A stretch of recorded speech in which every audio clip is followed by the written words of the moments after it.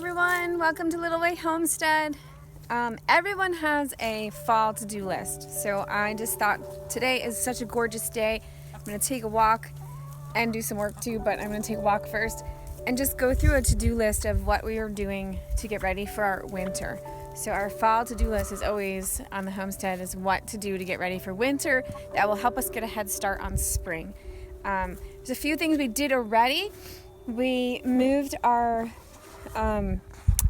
laying hens up to our coop.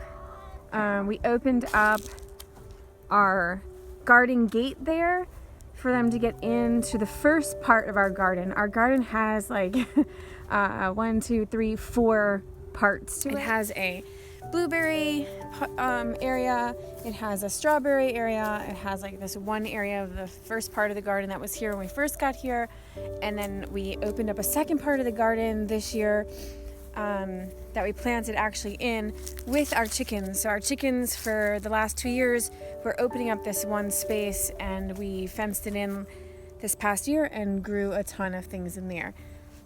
So my to-do list.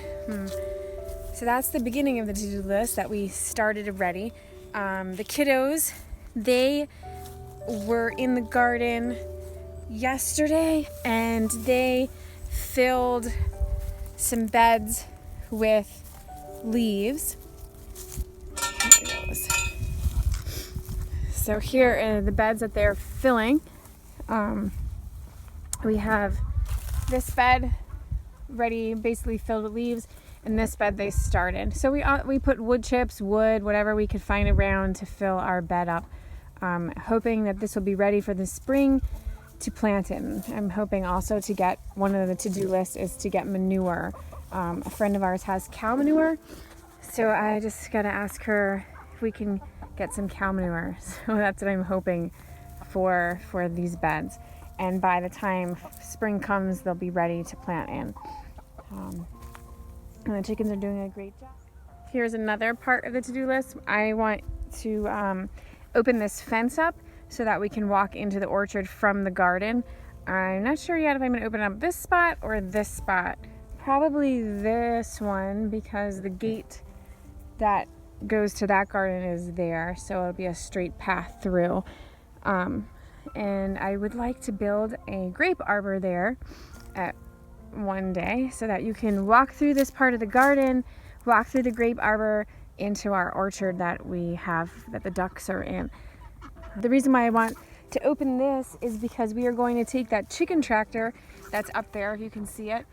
We are going to winterize it by putting a bigger tarp over it, and then we're going to pull it into this garden, and eventually it'll be maybe like right here where the tomatoes are, wherever I'm going to put a bed next year. That's where the ducks are going to be for the winter. So they will have the garden area here for the winter to muck around in. And so come and walk with me on my little fall journey. Oh, turkeys heard me and they're coming. They think I'm gonna feed them. So one of the things on our list too is the goats. They heard my voice too, and they're coming. I need to trim their hooves before winter, and their shelter was originally going to be a temporary one, but we've had it up now for about 2 years. And so the tarp that we have on it right now is pretty worn out for winter. So I'm going to leave it, but I'm going to order another tarp to go over it as well. And that tarp for the winter pretty much keeps the snow, the wetness out for the goats, and they stay warm and well in there. So I'm pretty happy with the shelter, to be honest. So I'll get another tarp for them, and we use these bungee cords to keep it on tight, and the wind does not blow it. I know lots of people say don't use tarps because they blow, and I have not had that issue, and we have a ton of wind, but I find the bungee straps that are on there really keep it down for us. So I'll get a closer look so you can see that. Ducklings, love ducklings. Okay, so here's the goats' shelter, and I use this bungee cord with hooks, and it hooks on to the back of the shelter, and it hooks, I'll show you. This was basically made out of pallets, Very simple and cheap for goats. And it just hooks right here onto the wood of their shelter. And then if you come around here, I've also tied, I used another bungee cord here to hook one hook to the next. This bungee cord was already broken, so I just tied it. And then I'm also tied down the sides with hay string, and this I've just revamped with hay string. And then the other side of the stalls is just hooked with a bungee cord. And I have not had this ever fly over. Another thing is I used, you could use pool noodles. I didn't see this spot in the winter, so I didn't put anything in the corners, but a lot of the times your corners will rip like that. These corners did not. Usually I use pool noodles, but we didn't get a chance to get pool noodles last year, so what I had was funny thing, a diaper. When we were first having babies, I used cloth diapers, so I saw them in the garage when I was trying to find something to put on the corners, so I rolled up some cloth diapers and I put it on the corners, and they didn't rip. And so you can see the cloth diaper in this one, kind of that one corner, and it didn't rip. This is from last winter. And then I also did this corner with it. This corner got moved, so it started ripping there, but not here.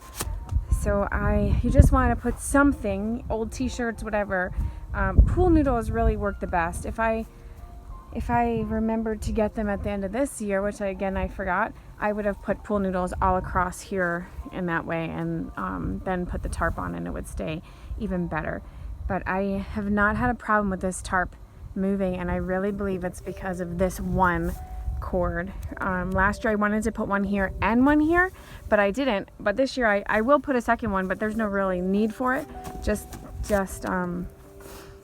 Yeah, it works with that. Next on the list is turkeys, and what is going to happen for them? They won't be here for the winter. They are all going to be killed hopefully in the next few weeks. We're going to find the nicest, warmest days, and they will be gone. So here are the turkeys. There are, if you can see, a few chickens underneath the turkey shaw there. They decided to remain here. So once the turkeys are dead, we have to get those 4 chickens up to the coop. So the chickshaw and the turkey shaw will go up towards the garden too. Okay, next on the list is our pigs, and I'm gonna be really quiet because they're sleeping. I'm gonna see how close I can get to them. So let's see.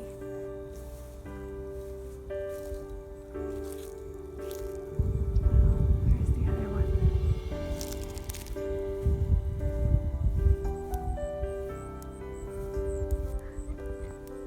Can you see her in there? Hi, Ruthie. Oh. Hey, Herbie. Oh, that's Boaz. Boaz was inside. Ruthie was out. You tricked me. Hi, guys. Did I wake you up from your nap? Yeah. I woke you up from your naps. Pigs love to take naps, especially when they're bigger. When they're younger, I don't see them taking so many naps. But when they're older, oh my goodness, they take a lot of naps. Oh, you guys are awesome.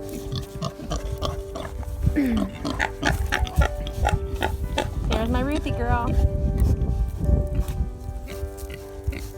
So really next on the list is we are going to be making a shelter for our pigs.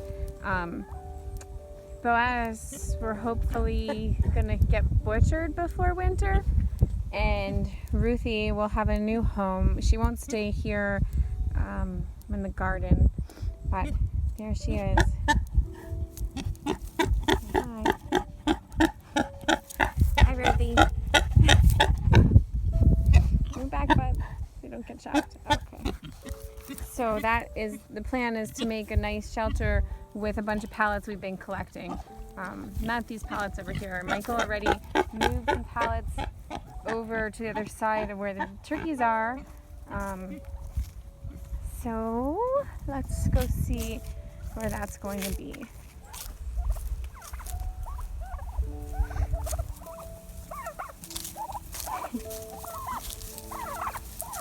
Hey, turkeys.